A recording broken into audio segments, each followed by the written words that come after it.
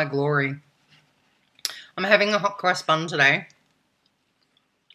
It's my reward for staying away from white bread and white pasta.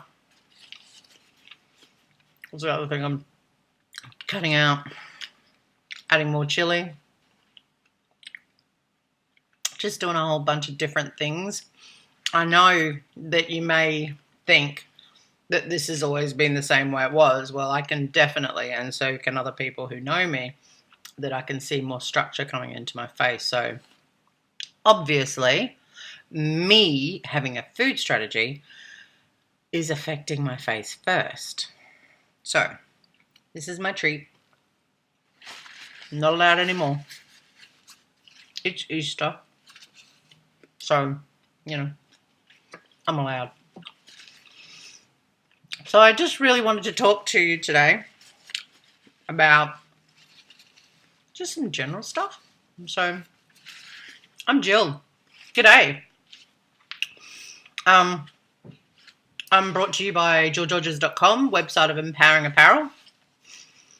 And I really wanted to talk about, you probably already know the whole apparel side. I'm all about empowerment, and I'm a woman. That doesn't mean men can't be empowered. I don't believe in, what's the word? Disempowering men or making them feel any lesser than they may already feel themselves. I'm all about empowering yourself. Doesn't that make more sense? I've been on Facebook, probably, I can't remember when, a while ago. I remember when someone first told me back about it. Oh, crikey. Probably maybe a couple of years after it was first done in the US or made in the US. Maybe 6 or 7. I can't remember.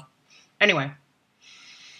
But I got onto Twitter in very early 2010, almost like late 2009, 2010.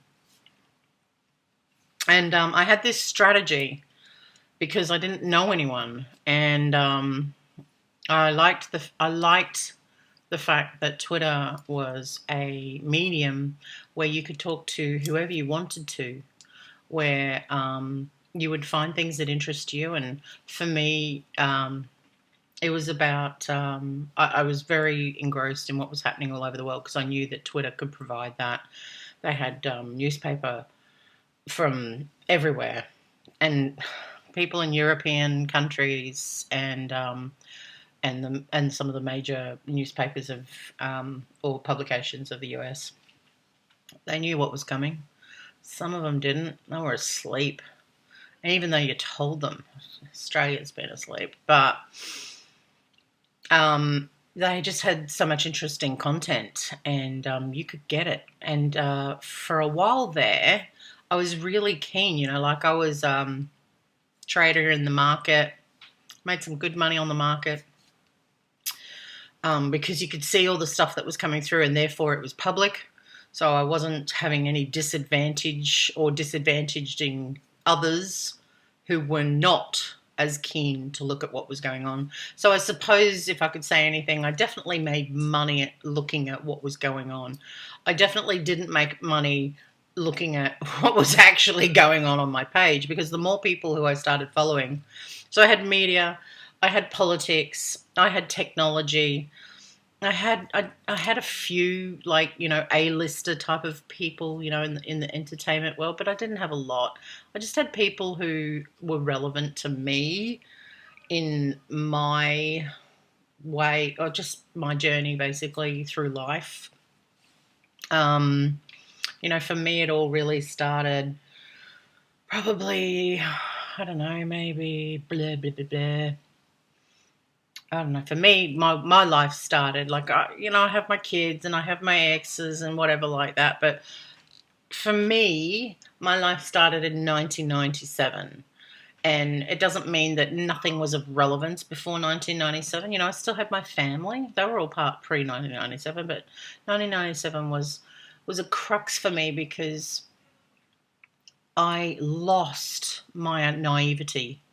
And for some people, especially boys, they get to lose it early. But, from a girl who comes from a small town and had a nice little Christian upbringing, and whose brother and sister had left home, and it was just me. And then we moved to Brisbane, and my mum went to work. They wanted to be self-employed, so she went to work, and then Dad went and did it, and Dad was basically the house husband.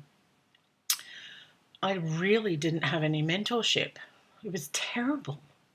I had carte blanche, so I had to do what I had to do. So, yes, I joined Mum and Dad, and I assisted with what they wanted to do. So Mum and Dad they had bookstores, publication, media. They had bookstores all over Brisbane, and they just gradually opened up a new one. I'm going to turn the fan on. Opened up a new one, opened up another one. They had several. But the problem is that Dad would not get onto social media. He just didn't want to get onto it. And before it was too late, he was tripped by a con man who pretended to be his friend. And he set up a server for him. My dad had every single bookstore, all of his bookstores, every single book was listed. Every single book. And when we found out that the swindler, when he found out that basically we were looking at other options of what to do with the listings, he pulled the server. And it was, if you've got a server that is controlled by one person, you're fucked. So let this be an advertisement for somebody who is on a singular server to get the fuck off it, because especially if you've got a whole bunch of information on it. So if you've got an option, and I don't work in this particular area, but I had to learn fast and I tried my best to do something about it.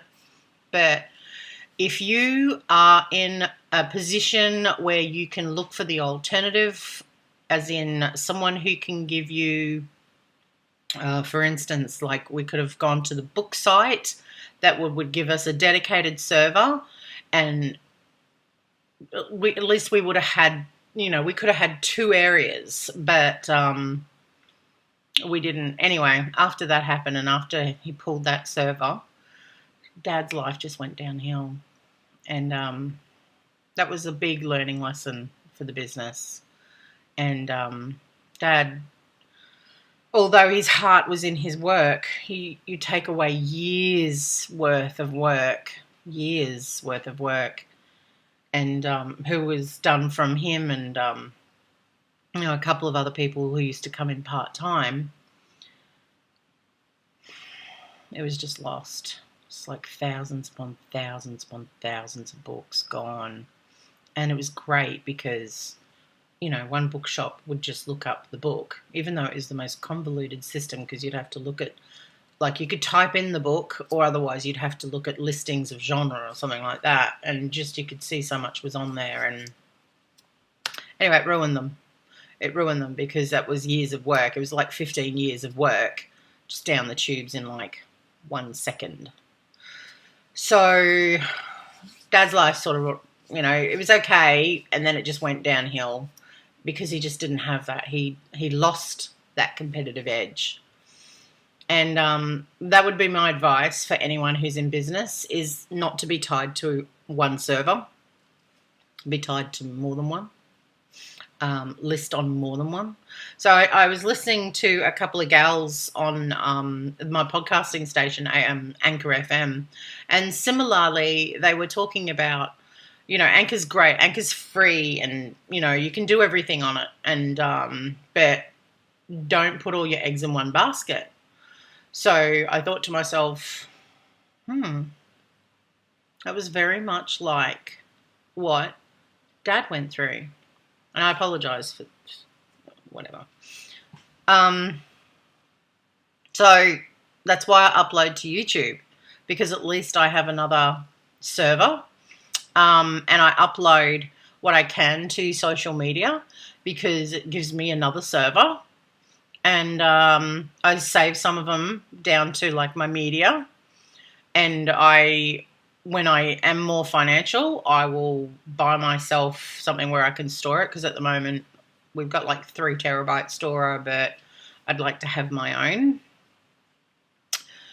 The lesson in all this.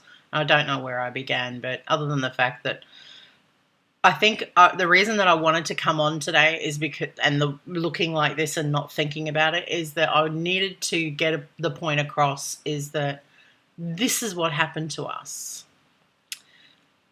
And it was the worst thing that could have happened. You know, our business on sale would have been worth so much more. Plus, I could also see what was heading. Like, you know, people always used to say, oh, you know, books are going to go out of business. Well, no, they weren't. Education is books. You know, you're still going to have technology, but that tangible item, you know, I don't have a book at the moment, but I've got my notepad. Like, I've got a notepad, but it's tangible.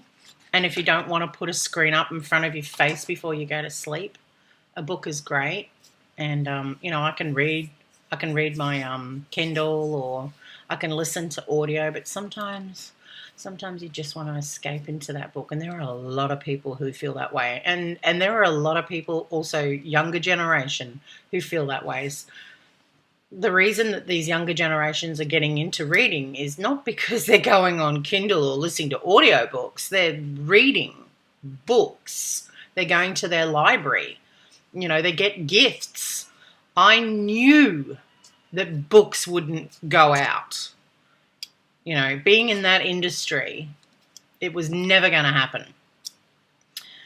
It was just a matter of time for them to realise. And, you know, doing a review on that book site the other day that, you know, like they'll promote you and stuff like that. Well, it's part of advertising. It's part of marketing. There's other options that you can do, but, you know, that's fine. That's just one that seems, on the surface, tangible. But, yeah, it was really sad having been in that business. I think they were in the book business in Brisbane. I came here in 80, so I think over 35 to 40 years they were in the business. And losing it all because of one server. Can you imagine? And just imagine what it could have been. Like, there's so many things where we don't say it. Mum especially doesn't say it. What could have been if that hadn't happened. And so, you know, I guess all I do is wish the worst upon the gentleman who did that to my dad. I wish the very worst, because you're a mean and bad person. But, you know, there's nothing wrong with competition. Competition feeds the economy. Competition creates price fluctuation where there's affordability in certain seasons and not, you know. Competition creates less oligarchy or creates less power, you know, dodginess. Or I totally encourage competition. Which is probably why the reason that I do my podcast is I believe in promoting business that has surrounding business in its genre to promote it, because it's like-minded. They go, okay, you know, like I did that one, that podcast about that book site. It was either Wednesday or Tuesday, I can't remember. And yesterday I get followed by a similar site that does the same thing. And that's what they do. That, like, it's like you bring them in together and you promote them. And then you have nice business that's not over capitalized on, you know, marketing position, but then is creating more competition, creates price differentiation of fluctuation. So it's not always unaffordable. You know, there are certain things out there that used to be very expensive. I discovered something this morning that used to be very expensive. I'm so excited about it. I'm not going to tell you about it because it's a surprise. But what I will do is I'll probably document that journey, because listening to some of the marketers out there and the gurus out there, you know, the things that work for you in marketing is when you are yourself. And I think for me, being myself, this is a big one. It's a big one. It's totally me. It sort of maps my life as to who I was and where I am now, and where did it stop me. And I think for me, it stopped me at the age of 22 or 21, something like that, or just a little bit before, because my whole life changed because of one thing in my life that it affected. So I thought, I'm not going to be able to do it. I thought, I'm not going to be able to do it. Therefore, I'm not going to be able to afford to get what I need to get in order to change what I can do, so I can do what I need to do. I don't know if that makes any sense, but that's what it is. Anyway, so I'm 49. I'm 50 next year. Should be a good party. I would think that I'm going to feel better about myself next year. I don't submit to say that I'm going to be some super guru or anything like that. I'll never be a super guru, but I think that I will be able to have some sort of really good understanding of how I can affect my own life and how it can help me enjoy the rest of my life. And not to say I don't enjoy it now. I sort of don't. This is what I enjoy. I enjoy this time that I can promote and be myself, and I enjoy the time with my son, who's a teenager, who is just beautiful. I love all of my kids, but they don't live here, you know. Last night, here's an example. My daughter lives on the other side of town. I went out. My son was here, but I knew, you know, be home at a respectable time. So I was home by 9. But I went over to my friends because we'd been having wine, and I rang my daughter and I said, can you pretty please pick me up and drop me home, because I've been drinking. I could catch 2 buses, which would make me late, or I could catch an Uber, which of course finances one of the 2 oligarchies, so Uber and taxis. And you know, I don't want to do that because they make enough. They don't need my money, and what little I have of it. So otherwise I was just going to bus it. Would I walk it? I think it's a bit far, and I would have gotten home like midnight. That would have been a 3-hour walk. That's what I reckon. Maybe a 2-hour walk. But you know, it's not like I can't do the walk. You probably think she's not going to do the walk. I've done that walk before, but I didn't want to do that walk, hey, because I've been having wine. The great thing is I would have had my phone with me. I didn't know how much it was charged, so I probably could have done a podcast as I was walking, or even some bloody video. It actually probably would have been an awesome opportunity, but I didn't. So I can't change that anymore. Anyway, her and her other half, it was halftime footy. They came and picked me up. I'm like, oh, you guys are so beautiful. You're so beautiful. Thank you. Got home just after 9. They said goodbye. They waited for me to go in the door because I made sure the door was locked. They're just, you know, the reason that I say that story is my kids are beautiful. It's just that my teenager's at home. So if I talk about my teenager more than all of my other kids, it's because I have more interaction with them. I don't have as much interaction with my older kids because they're all growing up like how I did. You know, when you come from a family who is more so disjointed, because we're a little bit of a disjointed family, you tend to not be as jointed. And I think in a military family, because, you know, We're a military family, got some military kids. You're moving around all the time. And we're also a blended family, and that causes its own problems, but nothing's perfect. My life isn't far from perfect, but it's not shit. It was shit when the business went down, and then I needed time to get out of the shit, but I'm out of the shit now. So it's not shit anymore. I know all of these things that are at my disposal. I know how I can try and earn money because, like, I went for a job the last week and they said to me, do you have any issues with any of the hours and stuff like that? And I said, I don't want to work on the weekend, which is stupid. If you want a job, you'd say, yeah, I'm available 24/7. But no, I'm 49. And, if it's okay, as in, if I really needed that job, then I would have said I was available 24/7. I didn't need that job. I just wanted it. It was like, 20 hours. Started at 5:30 shifts and they ended at 10 p.m. No. I'm too old for that shit. So if I want to be tired, I want to be tired because of the fact that what I'm doing to make myself money is going to make me tired.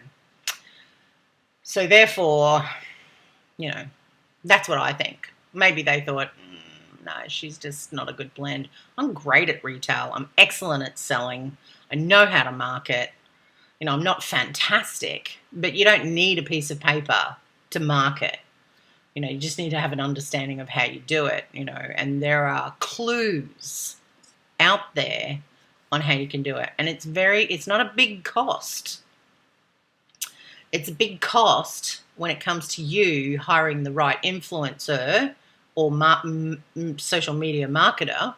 That might cost you money. But, if you hire a good social media marketer, you'll be fine. Just people who understand how it works, So this is not a job advertisement or anything like that. I don't need to do that. I know how to get a job. And I have my website, which I'm fine with. But I just really wanted to put it out there. I listened to a podcast today, or a blog or vlog or whatever it was. I listened to something today. And, like he was saying that, people will be able to tell if you don't enjoy what you're doing. I fucking enjoy what I'm doing. If you understood, okay, if you, I always wanted to be an actress. I always wanted to be a singer. I had the opportunity. I learnt music from Dot, and I did acting from Dot. My first role was in Joseph's Technicolor Dreamcoat, and I played Joseph because I was a great singer. And I've done musicals. I've been in opera. I've played numerous instruments, but there was just one thing that stopped me. One tiny, infinitesimal thing that stopped me. And to me, it meant the world. And it was stuck in my head. So then what I had to do was reverse it and go, okay, well, if I'm not going to do acting and singing, what is it that I do? Well, I can do retail. I can sales. I can sell anything. I know how to buy. I know how to sell. I know how to haggle. I know all that shit. That's, I taught my kids to do that shit. We used to go garage sailing. I taught my kids. I was so proud. My son one day bought a fan at a garage sale for 5 cents that he haggled down. And they gave it to him for 5 cents because they were so impressed with his haggling skill. Like, I can do that shit. I'm confident. Not always. Depends. I'm not put off by power. Unless you're someone who means something to me, then I'm a little bit nervous. I've been around a couple of people in my life. I've had an ex who worked in media. those people are just people, and sometimes they're not even very nice. But some of them are really lovely. So I'm just not put off by it. You know, I've gone to parties. I can go and talk. I remember I was working in the company that I worked for, and I said to them, it was only 3 years ago, maybe. Yeah, I don't think it was 4. I think it was 3 years ago.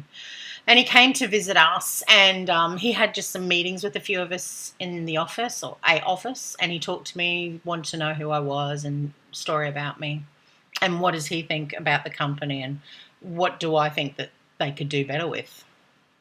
And I said, I think you could do better with spending more on technology. You need to look at your security and your social, and more so your security, because it's coming. I didn't say it in that way. I just said to him, you know, you just need to spend so much money on tech. You really need to spend money. So that's not just hardware. Like, that's everything that goes along. That's the people. You know, I was listening to that thing the other day, that conference, and I was in Germany, and they were talking about 700,000 employees. And I know that there are a lot of people in this world who work, but 700,000 of the top 4 companies of this world are employed by the top 4 tech firms. 700,000. The top 4 tech firms. So you need to look at yourself and think, should I spend some money? Probably. I don't know if you're going to be listening to this. Chances are you won't be. But if you do, you may find value to what I've said. So anyway, as for that company, 3 years later, I've had a friend who picked up a job TechWise. I said to him, don't work for them. Don't work for them. They won't do the spend. They won't do the spend, and they haven't done the spend. I'd say, from whisperings out there, you're not doing the spend. Do the spend.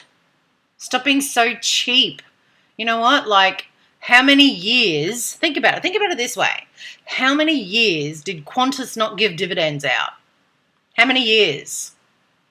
You know, people who have dividends, they have them all over the place, especially when you're talking about all the baby boomers and stuff like that. They've got dividends everywhere. One company or one genre of companies does not make all the dividends that they're receiving.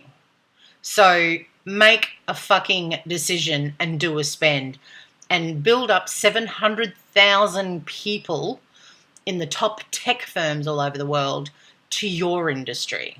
And you put on another 700,000 just in yourselves, and you'll have the best fucking companies that there are. And people will go, they're looking after us. We're really fucking happy with them. I feel confident with them. I don't feel like I'm going somewhere else. I'm just saying. Anyway, I think I went off on a tangent. But, yeah, so that was that conversation. I'm not one of these people who, like, years ago knew what was coming. Ooh, no. But I had a bit of a gist of what was happening because of pretty much my Twitter page and the amount of people. Like, Twitter completely gave you that advantage of being able to communicate all over the world. All over the world. And I was always a talker of all over the world. I meet people in all sorts of countries, and if they don't speak English, that doesn't mean I don't follow them, or they can follow me, but I suppose the whole point is that you're hooking them up with people. But if I don't understand what you're saying, I don't know how I'm hooking you up. So I don't know. I'm not sure. I can't tell you that part. But if I can understand what you're saying, and I think it aligns with what Twitter is trying to do, which is a marketing platform, why wouldn't you do that? Anyway, that's enough of my rant. Hi, I'm Jill. I come to you from jillgeorges.com. Jill Georges, by the way, no one's heard it here. Jill Georges is not my name, it is my brand. So therefore I call myself Jill Georges. Love you. Thank you for listening. I adore the fact that you're listening. If you've got to this point of listening. Until next time. Bye.